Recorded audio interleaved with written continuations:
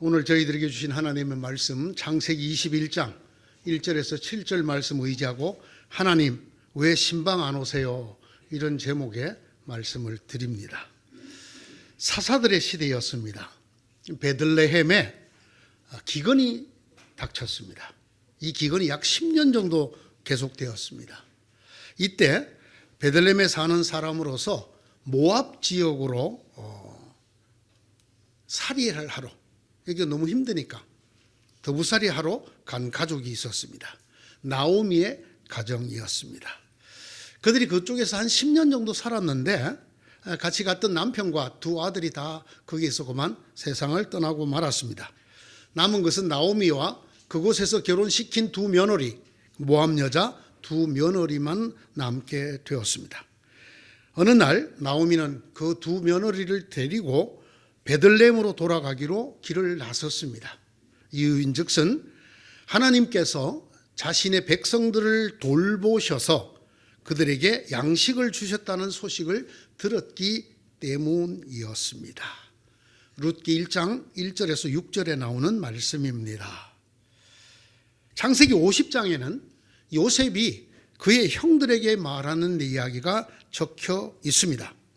요셉이 그의 형들에게 이렇게 말했습니다. 나는 죽을 것입니다.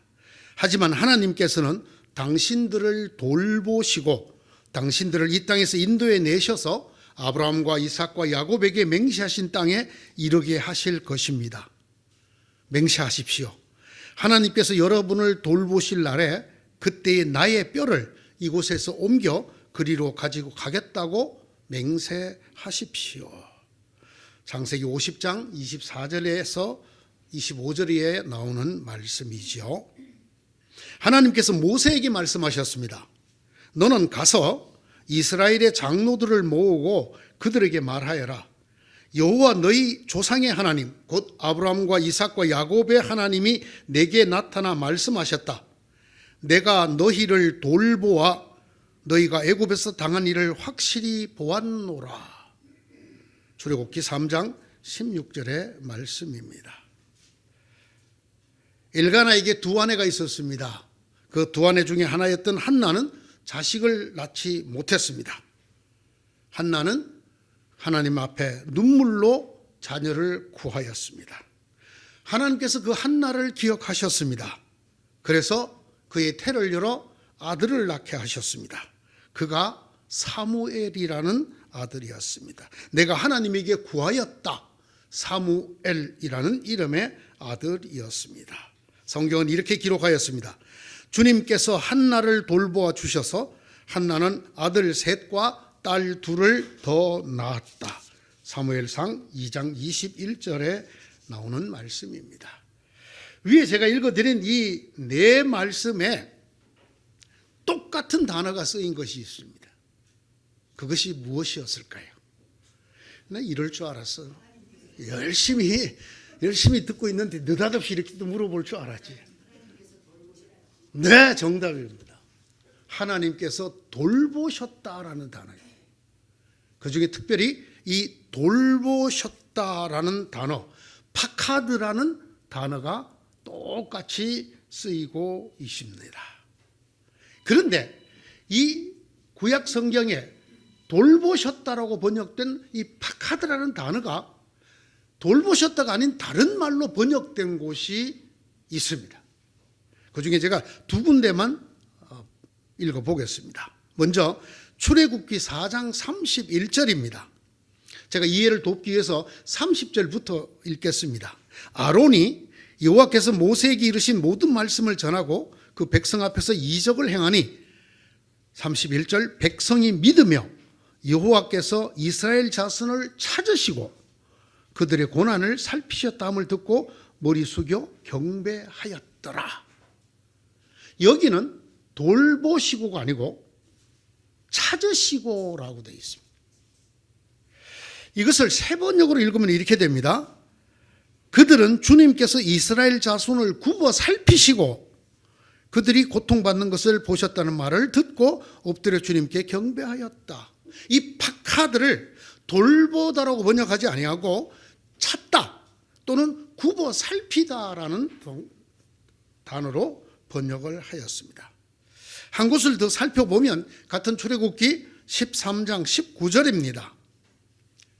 마침내 바로 왕이 이스라엘 백성들을 내보냈습니다.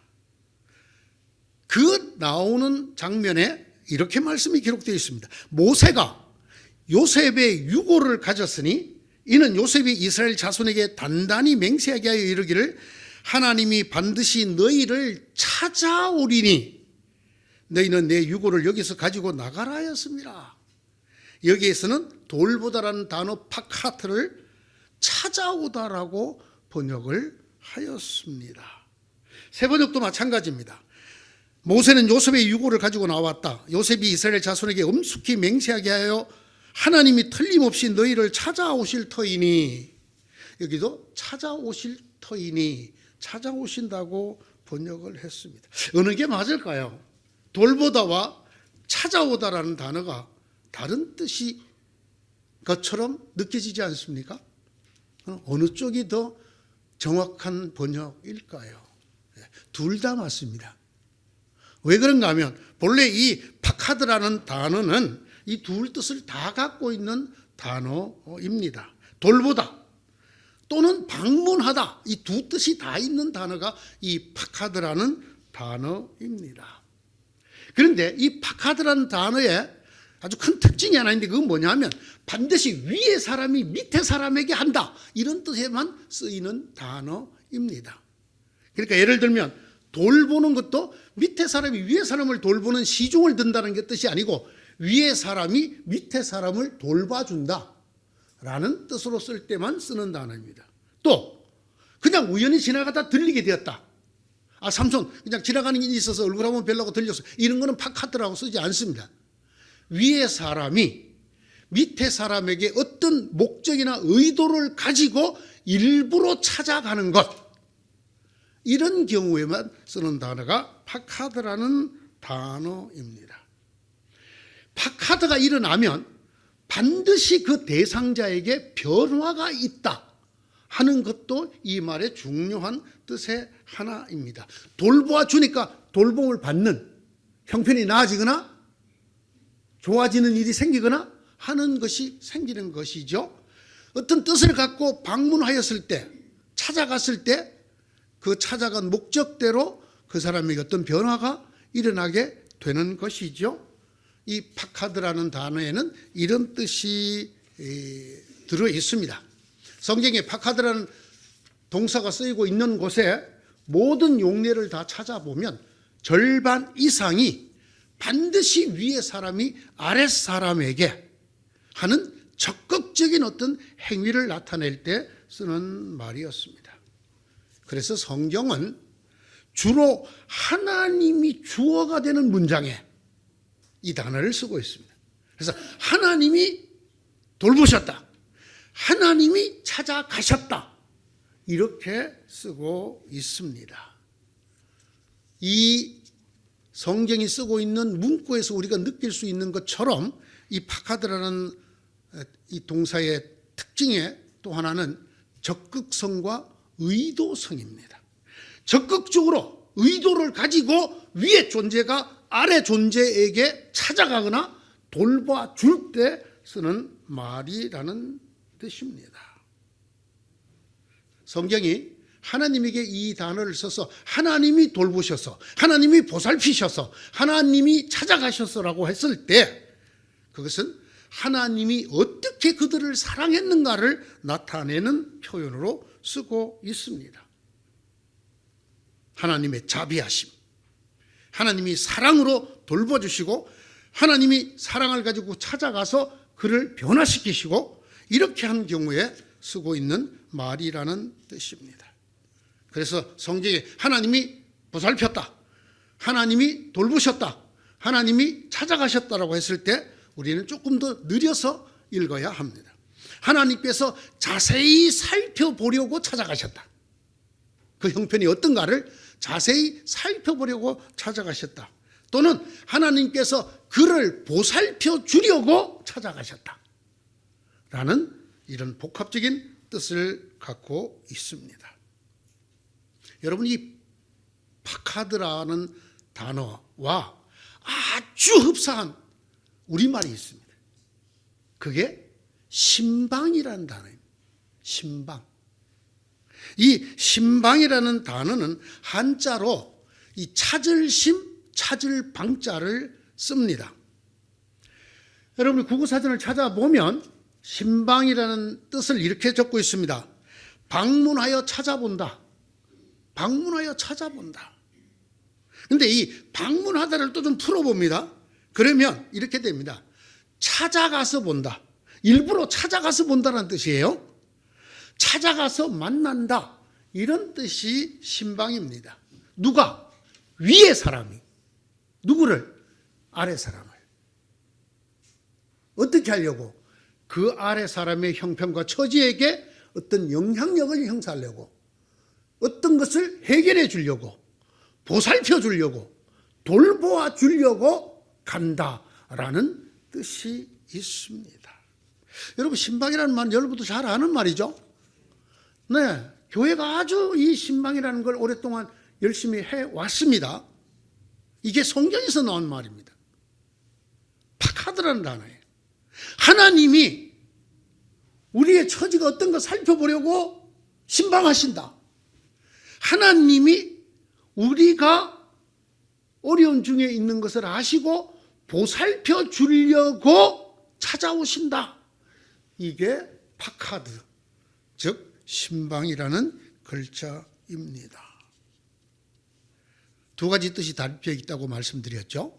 반드시 위의 사람이 밑에 사람에게, 그리고 우연히 어쩌다가가 아니라 의도를 가지고 라는 이 두 가지 뜻을 담고 있는 단어입니다. 저는 이 파카드를 살피셨다, 돌보셨다라고 번역된 것에 조금 불만이 있습니다. 왜냐하면 그거 대신 신방하셨다라고 번역을 하면 그 뜻이 훨씬 더 뚜렷해지고 그곳에 하나님의 사랑이 훨씬 더 역동적으로 다가오기 때문입니다. 제가 앞에 처음에 읽었던 네 성경 구절을 거기 나오는 파카드라는 동사를 제가 신방하다로, 찾아가시다로 번역을 한번 해보겠습니다. 어느 날 나오미는 모압 여자인 두 며느리를 데리고 그곳을 떠나 베들레헴으로 돌아가기로 길을 나섰다. 하나님께서 자기 백성을 신방하셔서 그들에게 양식을 주셨다는 소식을 들었기 때문이다. 어떻습니까, 여러분? 하나님께서 그들을 신방하셔, 10년 동안 기근을 당하고 있는 베들레헴 하나님의 백성들을 하나님이 찾아가셔서 신방하셔서 그들에게 양식을 주셨더라. 요셉이 그의 형들에게 말했습니다. 나는 죽을 것입니다. 하지만 하나님께서는 당신들을 신방하실 것입니다. 찾아오실 것입니다. 그래서 당신들을 이 땅에서 인도해 내실 것입니다. 그때 하나님께서 여러분을 찾아오실 때, 하나님이 여러분들에게 신방하실 때 여러분은 내 뼈를 들고 나가셔야 합니다. 하나님께서 모세에게 말씀하셨습니다. 내가 너희를 신방하여 너희가 애굽에서 당한 일을 확실히 보았노라고 내 백성에게 말하라. 내가 너희를 찾아가서 너희가 어떤 일을 당하는지 내가 직접 보았다고 말해라. 하나님 앞에 눈물로 고하던 한나를 하나님께서 기억해 주셨습니다. 그가 맏아들을 낳으니 그가 사무엘입니다. 주님께서 한나를 신방하셔서 한나는 아들 셋과 딸 둘을 더 낳았더라. 하나님께서 한나의 눈물의 간구를 듣고 아들 하나 사무엘만 주신 것이 아니라 하나님이 직접 그 한나를 이번에는 찾아가셔서 신방하셔서 아들 셋과 딸 둘을 더 낳게 하셨더라. 오늘의 말씀에도, 오늘 우리에게 주신 말씀에도 이 파카드라는 동사가 들어 있습니다. 주님께서 말씀하신 대로 사라를 돌보셨다. 이 돌보셨다가 파카드입니다. 사라에게 약속하신 걸 주님께서 그대로 이루시니 사라가 임신하였고 하나님이 아브라함에게 약속하신 바로 그때가 되니 사라가 늙은 아브라함 사이에서 아들이 태어났다. 자, 이 돌보셨다라는 박하들을 신방하셨다로 바꿔보겠습니다. 주님께서 말씀하신 대로 사라를 신방하셨다. 사라를 찾아가셨다. 그래서 사라에게 약속하신 것을 주님께서 그대로 이루시니 사라가 임신하여 아브라함에게 아들을 낳아드렸다. 어떻습니까? 하나님이 사라를 돌보셨다. 하나님이 사라를 찾아가셨다. 어느 하나님이 더 또렷하게 느껴집니까? 어느 하나님이 더 능동적이고 적극적으로 사라를 사랑하신 것 같습니까? 찾아가시는, 신방하시는 것입니다. 의도를 가지고 하나님이 그 사라의 형편과 처지가, 상태가 바뀌도록 하나님이 직접 왕림하셨다는 말이에요.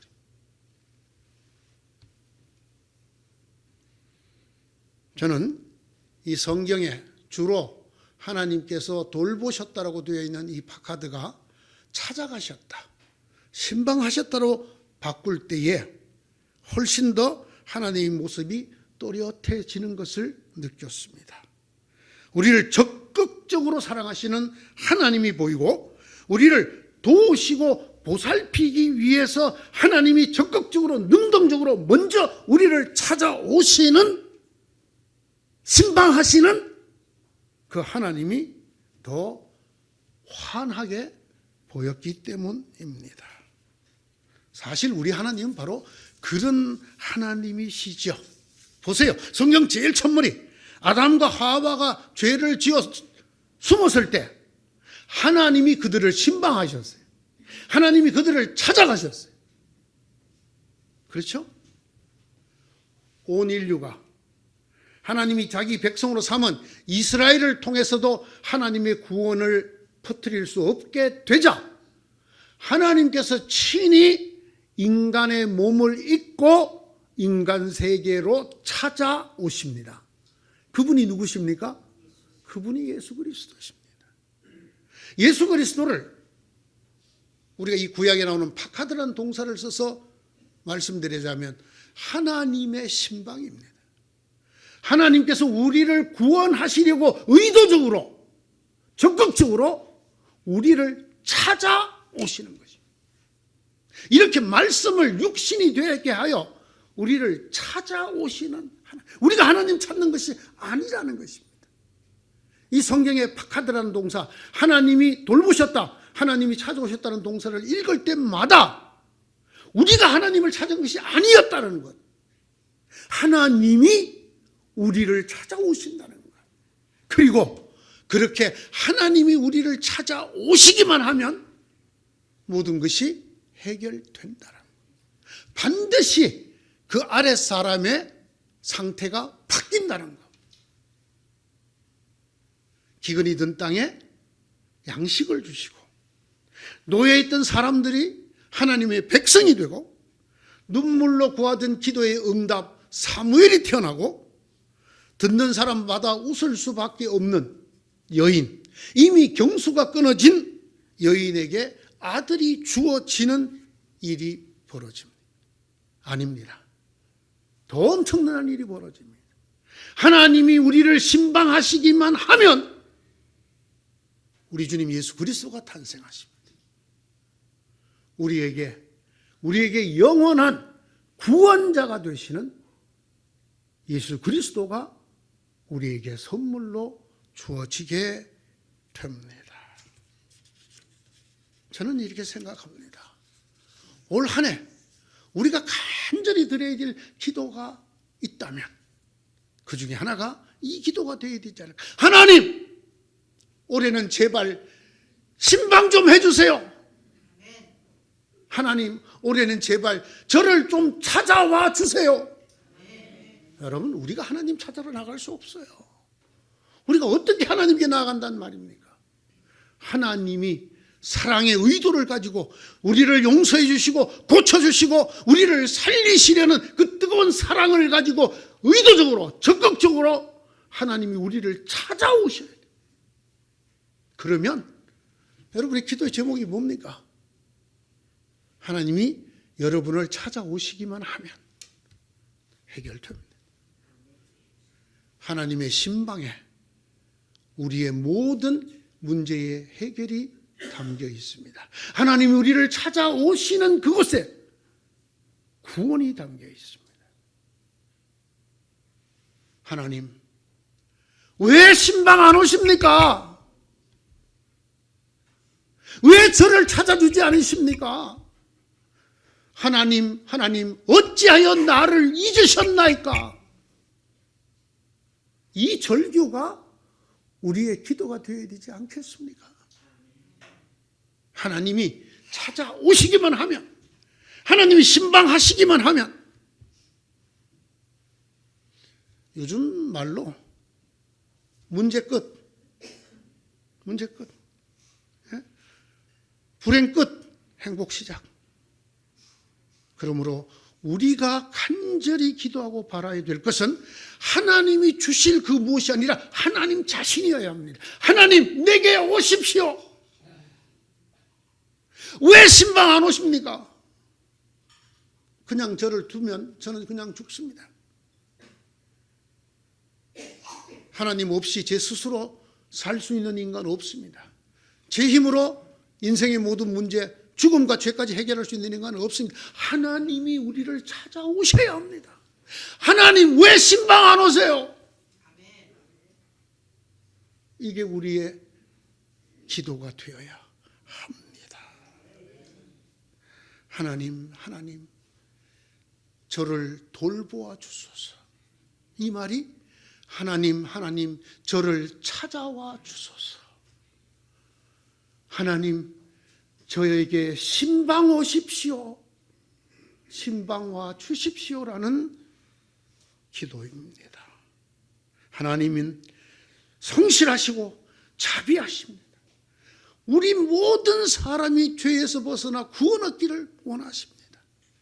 하나님께서는 이 땅의 성도의 죽음을 아주 귀하게 여기십니다. 성도는 하나님에게 아주 귀한 존재입니다. 하물며 하나님의 아들, 딸인 우리들이겠습니까? 하나님이 우리의 인생을 어떻게 보실까요? 아주 귀하게, 소중하게 보십니다. 문제는 언제 하나님이 우리를 찾아오시는가? 아니, 어쩌면 하나님은 이미 우리를 찾아와 우리의 마음 문 곁에 서서 문을 두드리는데, 이미 하나님은 우리 곁에 신방을 오셨는데 우리가 문을 열어주지 않고 그 하나님을 우리 속으로 들이지 않고 그 신방을 받지 않기 때문인지도 모릅니다. 참 요즘 세상에, 교회마다 거의 신방이 없어진 세상에 제가 이 신방 얘기를 하려니까 참 감사하다. 왜? 목사 신방은 안 받더라도 하나님 신방은 꼭 받으셔야 합니다.